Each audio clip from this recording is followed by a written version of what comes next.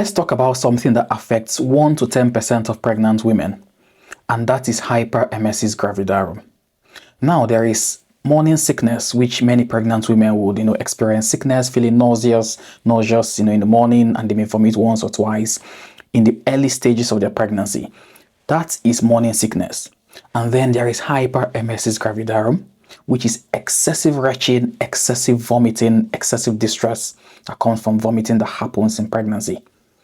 1 to 10% of women globally would experience this in their pregnancy, and it can happen in any pregnancy. Hyperemesis gravidarum places the life and health of the mother and her baby at risk. And how does hyperemesis gravidarum do this? In hyperemesis gravidarum, because of the excessive vomiting, the pregnant woman will lose both fluids and electrolytes. Electrolytes like sodium, chloride, and even potassium. And these can lead to health problems like acute kidney injury, so her kidneys could pack up. Because she wouldn't be eating, she could also become deficient of thiamine, which is vitamin B1, which could eventually lead to what we call Wernicke's encephalopathy, which is brain injury. She becomes severely dehydrated. Her blood becomes thicker. She has an increased risk of having blood clots, so she could have blood clots in her legs, her veins, or even her lungs. Hyperemesis gravidarum, if not properly treated, can lead to the death of both the mother and her baby. Hyperemesis gravidarum from the repeated retching and vomiting could also lead to the rupture or tear of her gullet, her esophagus.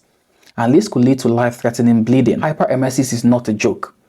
It's something that we as doctors recognize. We have to recognize it when it's developing at the early stages, and we take it so serious because we understand the impact, the morbidity it can have on both the mother and the child.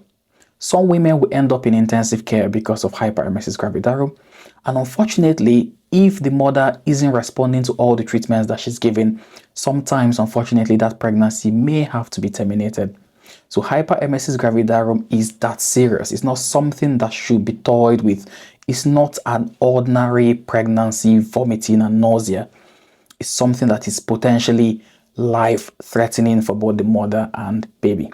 So if you have ever experienced this or you're currently experiencing this, I want you to know that we see you, we love you, and we care about both your health and the health of your baby.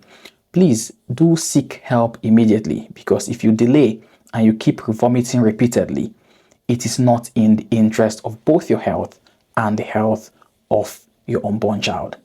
Thank you.